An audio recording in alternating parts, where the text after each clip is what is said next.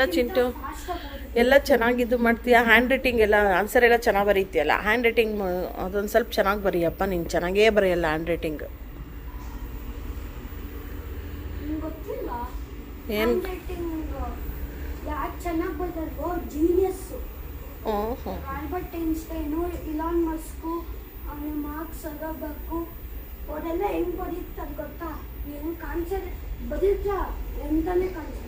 ಅದಕ್ಕೆ ಮಾರ್ಕ್ಸ್ ಕೊಟ್ಟು ಅವರು ಅದಕ್ಕೆ ಅಷ್ಟು ಜೀನಿಯಸ್ ಆಗಿದ್ದಾರಾ? ಸೈಂಟಿಫಿಕ್ ಕೇಳಿದ್ರೆ ಯಾರು ನಮ್ಮ ಹ್ಯಾಂಡ್ ರೈಟಿಂಗ್ ಎಷ್ಟು ಕಚ್ಚಡವಾಗಿ ಬರೀತೀವೋ ನಮ್ಮ ಬ್ರೈನು ನಾವು ಬರೆಯೋಕ್ಕಿಂತ ಫಾಸ್ಟಾಗಿ ಥಿಂಕ್ ಮಾಡುತ್ತೆ ಅಂತ ಥಿಂಕ್ ಮಾಡ್ಕೊಂಡು ಅದೇನಾದ್ರೂ ಆಗಲಿ ಅಂದ್ರೂ ಒಂದು ಸ್ವಲ್ಪ ಆದರೂ ಚೆನ್ನಾಗಿ ಕಾಣೋ ಥರ ಆದರೂ ಬರೀಬೇಕಲ್ಲ. ಕಾಗಿ ಕಾಲು ಗುಬ್ಬಿ ಕಾಲು ಬರೀತೀಯ. ನೀಟಾಗಿ ಬರೆದ್ರೆ ನಮ್ಮ ಬ್ರೈನ್ ಸ್ಲೋ ಆಗುತ್ತೆ. ನಾಳೆ ಫಸ್ಟ್ ಬಾರ್ನ್ ಜೀನಿಯಸ್. ಹಾಂ, ಪಾಪ ನನ್ನ ಮಗನಿಗೆ ಟೈಮ್ ಆಯಿತು, ಬಿಟ್ಟು ಬರಬೇಕು. ಅವ್ನಿಗೂ ಹೋಗ್ಬಿಟ್ಟು ನನ್ನ ಮಗಳಿಗೆ ಬಿಟ್ಟು ಬಂದೆ. ಇವಾಗ ನನ್ನ ಮಗನಿಗೆ ಬಿಟ್ಟು ಬರಬೇಕು. ದಿನಾ ನನಗಿದೆ ಕೆಲಸ. ನಮ್ಮ ಮನೆಯವ್ರಿಗೆ ವರ್ಕ್ ಇರುತ್ತೆ ಅಂತೇಳಿ ಬೆಳಗ್ಗೆ ಲೇಟಾಗಿ ಎದ್ದೇಳ್ತಾರೆ. ಇನ್ನು ನಾನೇ ಹೋಗೋದು ಬಿಟ್ಟು ಬರೋದು. ಬರೋಷ್ಟರಲ್ಲಿ ನನಗೆ 9 ಗಂಟೆ ಆಗಿಬಿಡುತ್ತೆ. ನೋಡ್ತಾನೆ ಹೋಗೋಣ lucky. Hi friends, welcome back to my channel. ಇವತ್ತಿನ ಲಾಗ್ ಶುರು ಮಾಡ್ತಾ ಇದ್ದೀನಿ. ನೋಡ್ಬೋದು ಬೆಳಗ್ಗೆ ನನ್ನ ಮಗ ಸ್ವಲ್ಪ ಚೆನ್ನಾಗಿ ಹ್ಯಾಂಡ್ ರೈಟಿಂಗ್ ಬರೆಯಪ್ಪ ಅಂತ ಹೇಳಿದ್ದೆ ಅಷ್ಟೇ. ಒಂದು 10 ನಿಮಿಷ ಕುತ್ಕೊಂಡು ಅದ್ರ ಬಗ್ಗೆ ಎಲ್ಲ ಹಿಂಗೆ ಆ ಥರ ಬರೆದ್ರೆ ಹಿಂಗೆ ಜೀನಿಯಸ್ ಅಂತ ಇಷ್ಟುದ್ದ ಎಲ್ಲ ಭಾಷಣ ಎಲ್ಲ ಬಿಟ್ಟ. ಇನ್ನು ಭಾಷಣ ಎಲ್ಲ ಮುಗಿಸ್ಕೊಂಡು ಸ್ಕೂಲಿಗೆ ಬಿಟ್ಟು ಬರೋಣ ಅಂತ ಹೋಗ್ತಾ ಇದ್ರೆ ಇಲ್ಲೊಂದು ಪಾರಿವಾಳ ಪಾಪ ಕಾಲು ಏನೋ ಆಗಿಬಿಟ್ಟಿದೆ ಅಂತ ಅನಿಸುತ್ತೆ. ಅದು ನಡೆಯೋಕ್ಕೆ ಬರ್ತಾ ಇರಲಿಲ್ಲ. ಕುಂಟ್ಕೊಂಡು ಸ್ವಲ್ಪ ಹಂಗೆ ಮುಂದಕ್ಕೆ ಅಂತ ಹೋಗ್ತಾಯಿತ್ತು. ಇನ್ನು ನಿಂತ್ಕೊಂಡು ನೋಡ್ತಾ ಇದ್ರೆ ಇನ್ನು ಟೈಮ್ ಆಗುತ್ತೆ ಅಂತೇಳ್ಬಿಟ್ಟು ನನ್ನ ಮಗನಿಗೆ ಬಿಟ್ಟು ಬಂದಮೇಲೆ ನೋಡಿದ್ರೂ ಅಷ್ಟೇ ಇಲ್ಲೇ ಇತ್ತು ಅಂತೇಳಿ ಇನ್ನು ನಮ್ಮ ಮನೆಯವರು ನಮ್ಮ ಲಕ್ಕಿಗೆ ಕರ್ಕೊಂಡೋಗಿ ತೋರಿಸ್ತಾ ಇದ್ದಾರೆ. ಅದು ಪಾರಿವಾಳ ಬಂದಿದೆ ಅಂತೇಳ್ಬಿಟ್ಟು. ಅದು ಪಾರಿವಾಳ ಅದು ಸ್ಟೋರಿನೇ ಹೇಳ್ತೀನಿ ಮುಂದೆ. ನಮ್ಮ ಲಕ್ಕಿಗೆ ಇದರಿಂದ ಏನು ಆಗಿದೆ, ಇವಾಗಿನ ಸ್ಥಿತಿ ನಮ್ಮ ಲಕ್ಕಿದು ಹೆಂಗಿದೆ ಅಂತಂದರೆ, ಎಷ್ಟು ಕ್ರಿಟಿಕಲ್ ಇದೆ ಅಂತಂದರೆ, ಆವಾಗ ನಮಗೆ ಗೊತ್ತೇ ಇರಲಿಲ್ಲ ಈ ಥರ ಪಾರಿವಾಳಕ್ಕೆ ಫೇಸ್ ಟು ಫೇಸು ಅದಕ್ಕೆ ತೋರಿಸಿದ್ರೆ ಅದಕ್ಕಾಗಿರೋ ಇನ್ಫೆಕ್ಷನ್ನು, ಆ ಪಾರಿವಾಳಗೆ ಏನು ಇನ್ಫೆಕ್ಷನ್ ಆಗಿತ್ತೋ ಏನಾಗಿತ್ತೋ ಗೊತ್ತಿಲ್ಲ. ಯಾವುದೇ ಒಂದು ಪ್ರಾಣಿ ಆದ್ರೂ ಒಂದು ಪ್ರೀತಿ ಅನ್ನೋದು ಇದ್ದೇ ಇರುತ್ತಲ್ವ. ಏನಕ್ಕೋ ಪಾಪ ಕುಂಟುತ್ತಾ ಇದೆ, ಹುಷಾರಿಲ್ಲ ಅಂತೇಳ್ಬಿಟ್ಟು ಅದನ್ನು ಸ್ವಲ್ಪ ನಾವು ಏನು ಮಾಡಿಬಿಟ್ವಿ ಅಂತಂದರೆ, ನಮ್ಮ ಲಕ್ಕಿಗೆ ಹತ್ರದಿಂದ ತೋರಿಸೋದಾಗಿರಲಿ, ಮನೆ ಕರ್ಕೊಂಡೋಗ್ಬಿಟ್ಟು ಅದಕ್ಕೆ ಸ್ವಲ್ಪ ನೀರೇನಾದರೂ ಕುಡ್ಸೋಣಂತೆ, ಸ್ವಲ್ಪ ಹಾರ್ಕೊಂಡಾದರೂ ಹೋಗುತ್ತೆ ಅಂತೇಳ್ಬಿಟ್ಟು ಕುಂಟುತ್ತಾ ಇರೋದ್ರಿಂದ ನಮಗೂ ಏನಾದರೂ ಒಂಥರ ಅನಿಸುತ್ತಲ್ವ. ಹಾಗಾಗಿಬಿಟ್ಟು ನಾನೇನು ಮಾಡಿದೆ ಅಂದರೆ ಅದನ್ನು ಇಟ್ಕೊಂಡ್ಬಿಟ್ಟು ಮನೆ ಒಳಗಡೆ ಕರ್ಕೊಂಡೋಗಿ ಒಂದು ಸ್ವಲ್ಪ ಅದಕ್ಕೆ ನೀರು ಕೊಡೋಣ, ಏನಾದರೂ ಅಕ್ಕಿ ಕಾಳು ಹಾಕೋಣ ಅಂತೇಳ್ಬಿಟ್ಟು ಮನೆ ಒಳಗಡೆ ಅಂತ ಕರ್ಕೊಂಡೋದೆ. ಇನ್ನು ನಮ್ಮ ಲಕ್ಕಿ ನೋಡ್ಬೋದು, ಅದು ಪಾರಿವಾಳ ನೋಡಿಬಿಟ್ಟು ಒಂಥರ ಎಕ್ಸೈಟ್ಮೆಂಟಾಗಿ ನೋಡ್ತಾ ಇರೋದ್ರಿಂದ ನಮಗೂ ಅದು ನೋಡೋಕೆ ಒಂಥರ ಚೆನ್ನಾಗಿ ಅನ್ನಿಸ್ತಾ ಇತ್ತು, ಖುಷಿನೂ ಅನ್ನಿಸ್ತಾ ಇತ್ತು. ಅದು ಮಾಡ್ತಾ ಇರೋದು ಅದು ಬಿಹೇವಿಯರ್ ಎಲ್ಲ ನೋಡಿಬಿಟ್ಟು ಇನ್ನು ಆಯಿತು ಅಂತೇಳಿ ಮನೆ ಒಳಗಡೆ ಕರ್ಕೊಂಡೋಗಿ ಸೋಫದ ಮೇಲೆ ಹಿಂಗೆ ಕುತ್ಕೊಂಡು ಹಿಂಗೆ ಆಟ ಆಡಿಸ್ತಾ ಇದ್ವಿ. ಅದು ಏನಾಯಿತು ಏನೋ ಗೊತ್ತಿಲ್ಲ, ಅದು ನಮ್ಮ ಲಕ್ಕಿಗೆ ಅದು ಟಚ್ ಆದಮೇಲಿಂದ ನಮ್ಮ ಲಕ್ಕಿ ಇವಾಗ ಹೆಂಗಿದೆ ಅಂತಂದರೆ, ನೆಕ್ಸ್ಟು ಬರೋ ವೀಡಿಯೋದಲ್ಲಿ ಅದನ್ನು ನಮ್ಮ ಲಕ್ಕಿ ಇವಾಗಿನ ಪರಿಸ್ಥಿತಿ ಹೆಂಗಿದೆ ಅಂತ ಹೇಳ್ಬಿಟ್ಟು ನಾನು ಹಾಕ್ತೀನಿ. ಜಸ್ಟ್ ಇವಾಗ ನಾನು ಎಡಿಟಿಂಗ್ ಮಾಡುವಾಗ ಬೆಳಗ್ಗೆಯಿಂದ ಹಾಸ್ಪಿಟ್ಲಲ್ಲಿ ಇದ್ಬಿಟ್ಟು ಇವಾಗ ಮನೆಗೆ ಅಂತ ಬಂದಿದ್ದೀನಿ. ನಮ್ಮ ಲಕ್ಕಿಗೆ ಡ್ರಿಪ್ಸ್ ಎಲ್ಲ ಹಾಕಿಬಿಟ್ಟು ನಿಜವಾಗ್ಲೂ ನನಗೆ ಎಷ್ಟು ಬೇಜಾರಾಗ್ತಾ ಇದೆ ಅಂತಂದರೆ, ಯಾವುದೋ ಒಂದು ಪ್ರಾಣಿ ಆಗಿರಲಿ, ಫೇಸ್ ಟು ಫೇಸ್ ಆಗಿರಲಿ, ಈ ಥರ ತೋರಿಸೋದಾಗಿರಲಿ ಆ ಥರ ಮಾಡಲೇಬಾರ್ದಾಗಿತ್ತು. ಅದಕ್ಕೆ ಯಾಕೆ ಅಂದರೆ ಅದಕ್ಕೇನು ಕಾಯಿಲೆ ಇತ್ತೋ ಏನೋ ಗೊತ್ತಿಲ್ಲ. ಪಾಪ ಅದೂ ಒಂದು ಪ್ರಾಣಿನೇ. ಬಟ್ ಅದರಿಂದ ನಮ್ಮ ಲಕ್ಕಿಗೆ ಇಷ್ಟು ಹೊಡ್ತ ಬಿದ್ದುಬಿಡ್ತಲ್ಲ ಅಂತೇಳ್ಬಿಟ್ಟು ನಿಜವಾಗ್ಲೂ ನನಗೆ ಎಷ್ಟು ಬೇಜಾರಾಗ್ತಾ ಇದೆ ಅಂದರೆ, ಹಾಸ್ಪಿಟ್ಲಿಗೆಲ್ಲ ಕರ್ಕೊಂಡೋಗಿ ಬ್ಲಡ್ ಸ್ಯಾಂಪಲ್ ಎಲ್ಲ ಕೊಟ್ಬಿಟ್ಟು ನಮ್ಮ ಲಕ್ಕಿದು ಬ್ಲಡ್ ಸ್ಯಾಂಪಲ್ ಎಲ್ಲ ತೊಗೊಂಡಿದ್ದಾರೆ. ವೈಟ್ ಪ್ಲೇಟ್ಸ್ ಫುಲ್ಲು ಕಡಿಮೆ ಆಗಿದೆ, ಇನ್ಫೆಕ್ಷನ್ ಆಗಿದೆ ಅಂತ ಹೇಳಿ ನಿಜವಾಗ್ಲೂ ನನಗೆ ವಿಡಿಯೋ ಎಡಿಟಿಂಗ್ ಮಾಡುವಾಗ ನಮ್ಮ ಲಕ್ಕಿ ನೋಡ್ತಾ ಇದ್ದರೆ ಎಷ್ಟು ದಪ್ಪವಾಗಿ, ಎಷ್ಟು ಗುಂಡುವಾಗಿ, ಎಷ್ಟು ಆ್ಯಕ್ಟಿವ್ ಆಗಿದೆ. ಇವಾಗ ಪರಿಸ್ಥಿತಿ ಹೆಂಗಿದೆ ಅಂದರೆ, ಡ್ರಿಪ್ಸ್ ಹಾಕ್ಕೊಂಡು ಮಲ್ಕೊಂಡಿರೋದು ನೋಡೋಕ್ಕೆ ನಿಜವಾಗ್ಲೂ ಎಷ್ಟು ಬೇಜಾರಾಗುತ್ತೆ, ಎಷ್ಟು ವೀಕ್ ಆಗಿದೆ ಅಂತಂದರೆ ಒಂಥರ ಹೇಳೋಕ್ಕೆ ನನಗೆ ಆಗ್ತಾನೆ ಇಲ್ಲ. ಮುಂದೆ ಬರೋ ವೀಡಿಯೋಸ್ನಲ್ಲಿ ನಾನು ಅದನ್ನು ಶೇರ್ ಮಾಡ್ತೀನಿ. ಈ ವಿಡಿಯೋ ಮಾಡುವಾಗ ನಮ್ಮ ಲಕ್ಕಿ ಎಷ್ಟು ಚೆನ್ನಾಗಿದೆ, ಗುಂಡುಗಿದೆ. ಇದು ಆದಮೇಲಿಂದ ನೆಕ್ಸ್ಟ್ ಡೇಯಿಂದನೇ ನಮ್ಮ ಲಕ್ಕಿ ನಿಧಾನಕ್ಕೆ, ಅದಕ್ಕೇನು ಪ್ರಾಬ್ಲಮ್ ಆಯಿತೋ ಗೊತ್ತಿಲ್ಲ, ನಿಧಾನಕ್ಕೆ ಊಟ ಎಲ್ಲ ಬಿಟ್ಕೊಳ್ತಾ ಬಂತು. ಊಟನೂ ಮಾಡಲಿಲ್ಲ ಸರಿಯಾಗಿ. ನಾನು ಅಷ್ಟು ಅಬ್ಸರ್ವ್ ಮಾಡಲಿಲ್ಲ. ಏನೋ ಮಾಮೂಲಿ ಬಿಡು, ಶಿಜು ಅಂದರೆ ಗೊತ್ತಲ್ವ, ಯಾವಾಗಲೂ ಸ್ವಲ್ಪ ನಿದ್ದೆ ಮಾಡ್ತಾ ಇರುತ್ತೆ, ಸ್ವಲ್ಪ ಊಟ ಮಾಡುತ್ತೆ ಅಂತ ನಾನು ನಾರ್ಮಲಾಗೆ ಅಂತ ಅಂದ್ಕೊಂಡೆ. ನನಗೆ ಇವಾಗ ಎಡಿಟಿಂಗ್ ಮಾಡುವಾಗ ನಮ್ಮ ಲಕ್ಕಿದು ಅದು ವೀಡಿಯೋಸ್ ಆಗಿರಲಿ, ಫೋಟೋಸ್ ಆಗಿರಲಿ ನೋಡಿಬಿಟ್ಟು ನಿಜವಾಗ್ಲೂ ಎಷ್ಟು ಬೇಜಾರಾಗ್ತಿದೆ ಅಂದರೆ, ನಮ್ಮ ಲಕ್ಕಿ ಅಷ್ಟು ವೀಕ್ ಆಗಿಬಿಟ್ಟಿದ್ದಾಳೆ. ಅಷ್ಟು ಡ್ರಿಪ್ಸ್ ಎಲ್ಲ ಹಾಕ್ಕೊಂಡು ಮಲಗಿರೋದು ನೋಡೋಕ್ಕೆ ಆಗ್ತಾಯಿಲ್ಲ. ಇನ್ನು ಮುಂದೆ ಬರೋ ದಿನದಲ್ಲಿ ಅಂದರೆ ಇನ್ನೊಂದು 2-3 ದಿನ ಬಿಟ್ಬಿಟ್ಟು ನಾನು ಆ ಲಾಗ್ನ ಶೇರ್ ಮಾಡ್ತೀನಿ ಫ್ರೆಂಡ್ಸ್.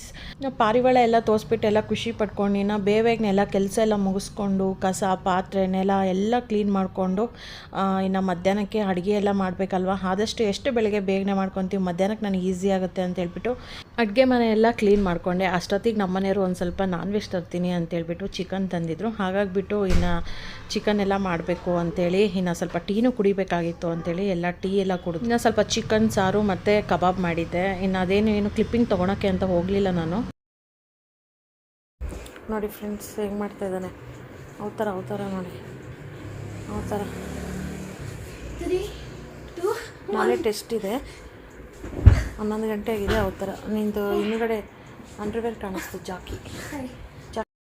ಇನ್ನು ಸಾಯಂಕಾಲ ಆಗ್ತಿದ್ದಂಗೆ ಇನ್ನು ಮಕ್ಕಳು ಸ್ಕೂಲಿಂದ ಬಂದರು ಮತ್ತು ಅವಳು ಅಷ್ಟೇ ಕಾಲೇಜಿಂದ ಬಂದಳು. ಇನ್ನು ನನ್ನ ಮಗ ಅಂತೂ ಮನೆಯಲ್ಲಿ ಒಂದು ಹತ್ರ ಇರೋದಿಲ್ಲ, ಒಂದು ಹತ್ರ ಕುತ್ಕೊಳೋದಿಲ್ಲ, ಏನಾದರೂ ಒಂದು ಮಾಡ್ತಾನೆ ಇರ್ತಾನೆ. ಅವರಪ್ಪ ಇದ್ದಾಗ ಮಾತ್ರ ಏನು ಹಿಂಗೆ ಇರ್ತಾನೇನೋ, ಡೀಸೆಂಟಾಗಿ ಇರ್ತಾನೇನೋ, ಇನ್ನು ನಾನೇ ಹೇಳ್ತಾ ಇರೋದು ಸುಳ್ಳು ಹೇಳ್ತಾ ಇದ್ದೀನೇನೋ ಅಂತ ಅನ್ಕೋಬೇಕು. ಆ ಥರ ನಾಟಕ ಮಾಡೋದಾಗಿರಲಿ ಎಲ್ಲ ಚೆನ್ನಾಗಿ ಮಾಡ್ತಾನೆ. ನನ್ನ ಜೊತೆಗಿದ್ದಾಗ ಮಾತ್ರ ಒಂದು ಹತ್ರ ಕುತ್ಕೊಳೋದಿಲ್ಲ, ಒಂದು ಹತ್ರ ನಿಂತ್ಕೊಳಲ್ಲ. ಎಷ್ಟು ಹೇಳ್ತಾ ಇದ್ರು ಅಷ್ಟೇ. ಮನೇಲಿರೋ ಏನಾದರೂ ಸಾಮಾನುಗಳು ಮುರಿದಿದ್ರೆ ಇಲ್ಲಾಂದರೆ ಒಡೆದೋಗಿದ್ರೆ ಅದಕ್ಕೆಲ್ಲ ನನ್ನ ಮಗನೇ ಕಾರಣ. ಅಕಸ್ಮಾತ್ ಏನಾದರೂ ನನಗೆ ಒಂದು ಐಟಮ್ಸ್ ಏನಾದರೂ ಸಿಗಲಿಲ್ಲ ಅಂದ್ರೂ ಅಷ್ಟೇ ನಾನು ಯಾರಿಗೂ ಕೇಳಲ್ಲ, ಕರೆದ್ಬಿಟ್ಟು ಕೇಳೋದೆ ನಾನು ನನ್ನ ಮಗನಿಗೆ ಇಲ್ಲಿ ಇಟ್ಟಿರೋದು ಐಟಮ್ಸ್ ಅದು ಎಲ್ಲಿದೆ ಅಂತ. ಅವ್ನು ಕರೆಕ್ಟಾಗಿ ತೊಗೊಂಡು ಬಂದು ಕೊಡ್ತಾನೆ. ಯಾಕೆ ಅಂತಂದರೆ ಮನೇಲಿ ಈ ಥರ ಕೆಲಸ ಮಾಡೋದು ನನ್ನ ಮಗ ಒಬ್ಬನೇ. ಇನ್ನು ನನ್ನ ಮಗಳು ಆ ಥರ ಎಲ್ಲ ಮಾಡೋದಿಲ್ಲ. ಕಬಾಬ್ ಅನ್ನ ಸಾರಿ ಎಲ್ಲ ತಿಂದು ಚಿಂಟು ಬೇಡ ಚಿಂಟು ಚಿಂಟು ಬೇಡ ಚಿಂಟು ಹಂಗೆಲ್ಲ ಮಾಡಬೇಡ ಚಿಂಟು, ಬೀಳ್ತೀಯಾ, ಸುಮ್ಮನೆ ಇರು ಚಿಂಟು, ಬಿಡು ಅಂತ ಹೇಳಿದ್ರೆ ಒಂದ್ಸಲ ಹೇಳಿದ್ರೆ ಕೇಳಬೇಕು, ಪದೇ ಹೇಳಿಸ್ಕೊಂಡ್ರೆ ಬೀಳ್ತವೆ. ಅಷ್ಟು ಸೀನ್ ಇಲ್ಲ ನಿಜವಾಗ್ಲೂ. ಅವಾಗಲೇ ಹೆಂಗೆ ಹೊಡೆದೆ ಗೊತ್ತಾನೆ, ಆವಾಗಲೇ ರೂಮ್ನಲ್ಲಿ ಹೋಗಿ ಓದ್ಕೋಗಿ ಸಾಕು, ಹೋಗು. ಹಾಗೆ ಫ್ರೆಂಡ್ಸ್ ಇದನ್ನು ಟೊಮೊಟೊ ಚಟ್ನಿನ ಮಾಡಿರೋದನ್ನ ಇದು ಕ್ಲಿಪ್ಪಿಂಗ್ನ ನಾನು ಆಲ್ರೆಡಿ ಫಸ್ಟಿಗೆ ಒಂದ್ಸಲ ಸವಿರುಚಿ ರೆಸಿಪಿ ಚಾನಲ್ನಲ್ಲಿ ಹಾಕಿದ್ದೆ ನಾನು. ನನಗೆ ಅದು ವಿಡಿಯೋ ಸ್ಟ್ರೈಕ್ ಬಂತು ಅಂತ ಹೇಳಿದ್ನಲ್ವ ಸವಿತಾಸ್ ವ್ಲಾಗ್ನಲ್ಲಿ, ಅದರಿಂದ ನಾನು ಎಲ್ಲ ವೀಡಿಯೋಸನ್ನು ಎಡಿಟ್ ಮಾಡಬೇಕಾಯಿತು.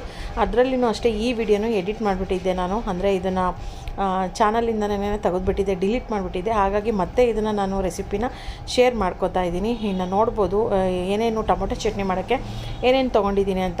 ಇಲ್ಲಿ ಟೊಮೊಟೊನ ಒಂದು 4-5 ಟೊಮೊಟೊ ತೊಗೊಂಡಿದ್ದೀನಿ. ಕೆಂಪು ಟೊಮೊಟೊ ಸಖತ್ತಾಗಂದರೆ ಸಖತ್ತಾಗಿದ್ದಾವೆ. ಇದು ಆ್ಯಪಲ್ ಟೊಮೊಟೊ ಅಂದರೆ ಅಷ್ಟು ಚೆನ್ನಾಗಿರಲ್ಲ, ಸ್ವಲ್ಪ ಹುಳಿಯಾಗಿದ್ದರೆ ಚೆನ್ನಾಗಿರುತ್ತೆ ಅಂತೇಳ್ಬಿಟ್ಟು ನಾನು ಅಂದರೆ ನಾಟಿ ಟೊಮೊಟೊನ ತೊಗೊಂಡಿದ್ದೀನಿ. ಹಾಗೆ ಇಲ್ಲಿ ಹಸಿಮೆಣ್ಸಿನ್ಕಾಯಿ ನಾನೊಂದು 7 ತೊಗೊಂಡಿದ್ದೀನಿ ಅಷ್ಟೇ. ಖಾರ ಇದ್ದಾವೆ, ಹಾಗಾಗಿಬಿಟ್ಟು ಒಂದು ಸ್ವಲ್ಪ ಕಡಿಮೆನೇ ತೊಗೊಂಡಿದ್ದೀನಿ. ಮತ್ತು ಸ್ವಲ್ಪ ತುಂಬ ಖಾರ ಆದರೆ ಇನ್ನು ತಿನ್ನೋಕ್ಕಾಗೋದಿಲ್ಲ ಅಂತೇಳ್ಬಿಟ್ಟು ಹಾಗೆ ಒಂದು ಸ್ವಲ್ಪ ಕೊತ್ತಂಬರಿ ಮತ್ತು ಒಂದು ಬೆಳ್ಳುಳ್ಳಿ ಗಡ್ಡೆ ಇಷ್ಟನ್ನ ತೊಗೊಂಡ್ಬಿಟ್ಟು ಎಲ್ಲ ಬಿಡಿಸಿ ಎಲ್ಲ ರೆಡಿ ಮಾಡಿ ಇಟ್ಕೊಂಡಿದ್ದೀನಿ. ರೊಟ್ಟಿ ಮಾಡಿರೋ ಹಂಚಿರುತ್ತಲ್ಲ ಅದೇ ಹಂಚಿದ್ರೂ ಪರವಾಗಿಲ್ಲ, ಇಲ್ಲ ಅಂತಂದರೆ ಬಾಣಲಿ ಇದ್ರೂ ಪರವಾಗಿಲ್ಲ.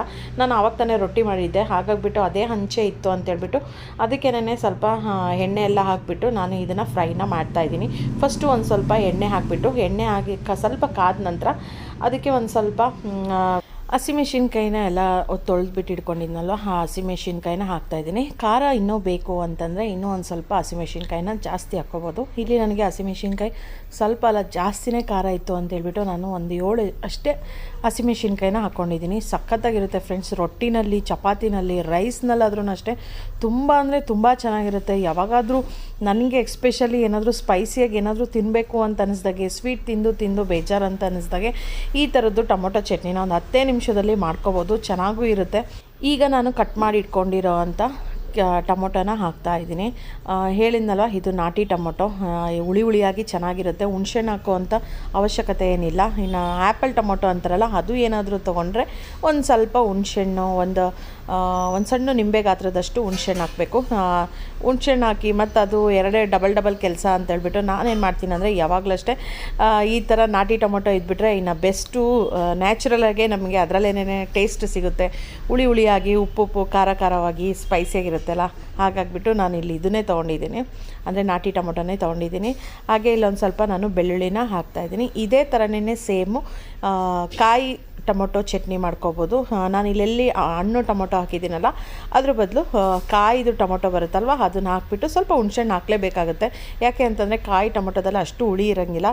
ಸ್ವಲ್ಪ ನಾವು ಏನೇ ಅಡುಗೆ ಮಾಡಿದ್ರು ನಾನು ಯಾವಾಗಲೂ ಹೇಳ್ತಿರ್ತೀನಿ, ಉಪ್ಪು ಹುಳಿ ಖಾರ ಈ ಎಲ್ಲ ಕರೆಕ್ಟಾಗಿ ಇದ್ಬಿಟ್ರೆ ನೀವು ಎಂಥ ಅಡುಗೆ ಮಾಡಿದ್ರೂ ಅಷ್ಟೇ ಟೇಸ್ಟಿಯಾಗಿರುತ್ತೆ. ಅದರಲ್ಲಿ ಈ ಥರ ಸ್ಪೈಸಿಯಾಗಿ ಮಾಡ್ಕೊಂಡು ತಿಂದರೆ ಮಾತ್ರ ಹಬ್ಬ ಬಾಯಲ್ಲಿ ನೀರೇ ಬರ್ತಾ ಇರುತ್ತೆ, ಅಷ್ಟು ಚೆನ್ನಾಗಿರುತ್ತೆ. ನೋಡ್ಬೋದು ಚೆನ್ನಾಗಿ ಎಣ್ಣೆಯಲ್ಲಿ ಮತ್ತು ಹಂಚಿನಲ್ಲಿ ಹಾಕಿರೋದ್ರಿಂದ ಸ್ವಲ್ಪ ಚೆನ್ನಾಗಿ ಸುಡಬೇಕದು. ಸುಟ್ಟರೆ ಅದ್ರದ್ದೊಂದು ಗಮನೇ ಚೆನ್ನಾಗಿರುತ್ತೆ. ಈ ಥರ ಚಟ್ನಿಗಳು ನನಗೆ ಅಂದರೆ ತುಂಬ ಇಷ್ಟ. ಮನೇಲೂ ಅಷ್ಟೇ ಮಕ್ಕಳಿಗೆ ಬೆಂಡೆಕಾಯಿ ಚಟ್ನಿ ಆಗಿರಲಿ, ಬದನೆಕಾಯಿ ಚಟ್ನಿ ಆಗಿರಲಿ, ಹೀರೆಕಾಯಿ ಚಟ್ನಿ ಆಗಿರಲಿ, ಈ ಥರ ಟೊಮೊಟೊ ಚಟ್ನಿ ಆಗಿರಲಿ, ಮತ್ತು ಕಾಯಿ ಟೊಮೊಟೊ ಚಟ್ನಿ ಆಗಿರಲಿ, ಶೇಂಗಾ ಚಟ್ನಿ ಆಗಿರಲಿ, ತುಂಬ ಚೆನ್ನಾಗಿರುತ್ತೆ. ಒಂದು ಸಲ ಆದರೂ ನೀವು ಈ ಥರದ್ದು ಮಾಡ್ಕೊಂಡು ನೋಡಿ. ಪದೇ ನೀವು ಸಾರೇ ಬೇಡ ಬರೀ ಚಟ್ನಿನೇ ಬೇಕು ಅಂತ ಕೇಳ್ತೀರಾ, ಅಷ್ಟು ಟೇಸ್ಟಿಯಾಗಿರುತ್ತೆ. ಈಗ ಗ್ಯಾಸ್ ಎಲ್ಲ ಆಫ್ ಮಾಡಿಬಿಟ್ಟು ನಾನೊಂದು ಸ್ವಲ್ಪ ಕೊತ್ತಂಬರಿ ಹಾಕಿದ್ದೀನಿ. ಅದೇ ಬಿಸಿಗೇನೆ ಕೊತ್ತಂಬರಿನೂ ಸ್ವಲ್ಪ ಚೆನ್ನಾಗಿದ್ದು ಆಗುತ್ತೆ. ಹಾಗಾಗಿಬಿಟ್ಟು ಇನ್ನು ನೋಡ್ಬೋದು, ಇನ್ನು ಸ್ವಲ್ಪ ಕೂಲ್ ಆದಮೇಲೆ ಮಿಕ್ಸಿ ಮಾಡ್ಕೊಂಬಿಡೋಣಂತೆ. ಬಿಸಿ ಇದ್ದಾಗೇ ಮಿಕ್ಸಿ ಮಾಡ್ಕೊಂಬಿಟ್ರೆ ಈ ಥರ ಎಷ್ಟೊಂದು ಸಲ ನನಗೆ ಆಗಿದೆ ಅಂತಂದರೆ ಮಿಕ್ಸಿ ಮಾಡ್ಕೊಳೋ ಟೈಮ್ನಲ್ಲಿ ಟೊಮೊಟೊ ಅಲ್ವಾ ಎಗರು ಬಿಡುತ್ತೆ, ಮುಖಕ್ಕೆಲ್ಲ ಸಿಡಿದಿರೋದು ಅದೆಲ್ಲ ತುಂಬ ಇದೆ. ಹಂಗಾಗ್ಬಿಟ್ಟು ನಾನು ಏನು ಮಾಡ್ತೀನಿ ಅಂತಂದರೆ ಸ್ವಲ್ಪ ತಣ್ಣಗಾದ್ಮೇಲೆ ಇದು ಮಿಕ್ಸಿ ಜಾರ್ದು ಮುಚ್ಚಳನ ಮುಚ್ಚಿಬಿಟ್ಟು ಅದ್ರ ಮೇಲ್ಗಡೆ ಒಂದು ನ್ಯಾಪ್ಕಿನ್ನ ಮುಚ್ಚಿಬಿಟ್ಟು ನಾನು ಮಿಕ್ಸಿ ಮಾಡ್ತೀನಿ. ಯಾಕೆ ಅಂತಂದರೆ ಒಂದೊಂದು ಸಲ ಚೆನ್ನಾಗಿ ಬರುತ್ತೆ, ಒಂದೊಂದು ಸಲ ನೋಡಿದ್ರೆ ಅದು ಟೊಮೊಟೊ ಆಗಿರೋದ್ರಿಂದ ಲಿಕ್ವಿಡ್ ಇರುತ್ತಲ್ವ ಅದನ್ನೆಲ್ಲ ಮುಖಕ್ಕೆ ಎಗರ್ದಂಗೆ ಆಗಿಬಿಡುತ್ತೆ, ಸೈಡಿಗೆಲ್ಲ ಸಿಡಿದ್ಬಿಡುತ್ತೆ. ಡಬಲ್ ಕೆಲಸ. ಮತ್ತು ಅದನ್ನು ಯಾರು ಮಾಡ್ತಾರೆ ಅಂತ ಹೆಣ್ಮಕ್ಳು ಏನಾದರೂ ಒಂದೊಂದು ಹುಡ್ಕೊಂಡಿರ್ತಾರೆ ಅಂತಾರಲ್ಲ, ನಾನು ಅಷ್ಟೇ ಏನಾದರೂ ಈ ಥರ ಟೊಮೊಟೊದು ಆ ಥರ ಏನಾದರೂ ಮಿಕ್ಸಿ ಮಾಡಬೇಕು ಅನ್ನೋ ಟೈಮ್ನಲ್ಲಿ ಒಂದು ನ್ಯಾಪ್ಕಿನ್ನ ಅದ್ರ ಮೇಲೆ ಅಂದರೆ ಮುಚ್ಚಳ ಮುಚ್ಚಿಬಿಟ್ಟು ಅದ್ರ ಮೇಲೆ ನ್ಯಾಪ್ಕಿನ್ನ ಮುಚ್ಚಿಬಿಟ್ಟು ಫುಲ್ಲು ಕವರ್ ಮಾಡಿಬಿಟ್ಟು ಆಮೇಲೆ ಮಿಕ್ಸಿನ ಮಾಡ್ತೀನಿ. ನೋಡ್ಬೋದು ಎಲ್ಲವೂ ತಣ್ಣಗಾಗಿದೆ. ತಣ್ಣಗಾದ್ಮೇಲೆ ಸ್ವಲ್ಪ ಉಪ್ಪು ರುಚಿಗೆ ಎಷ್ಟು ಬೇಕೋ ಅಷ್ಟನ್ನು ಉಪ್ಪನ್ನ ಹಾಕಿಬಿಟ್ಟು ಮಿಕ್ಸಿ ಮಾಡಿಕೊಂಡು ಬರೋಣಂತೆ. ಬನ್ನಿ ಫ್ರೆಂಡ್ಸ್.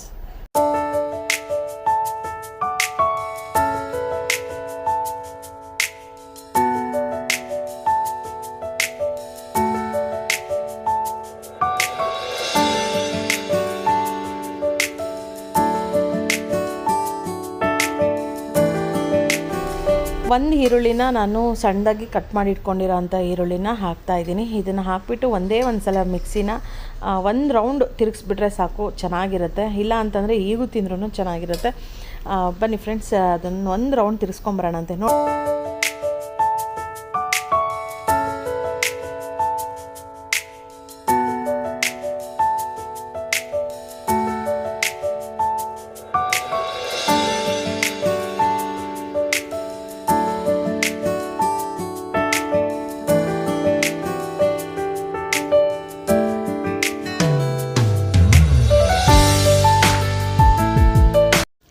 ರೊಟ್ಟಿ ಬೇರೆ ಮಾಡಿದ್ದೆ ಅಂತ ಹೇಳಿದ್ನಲ್ವ, ಇನ್ನು ರೊಟ್ಟಿಗೆ ಮಾತ್ರ ಮಾಡಿಸಿರೋ ಅಂಥ ಕಾಂಬಿನೇಷನು ಸಖತ್ತಾಗಿರುತ್ತೆ. ಅದ್ರ ಜೊತೆಗೆ ಒಂದು ಸ್ವಲ್ಪ ಕೆಂಪು ಚಟ್ನಿನೂ ಅಷ್ಟೇ ಮಾಡ್ಕೊಂಡಿದ್ದೆ. ಅದು ರೆಸಿಪಿ ಏನು ಶೇರ್ ಮಾಡೋಕ್ಕೆ ಅಂತ ಹೋಗಿಲ್ಲ.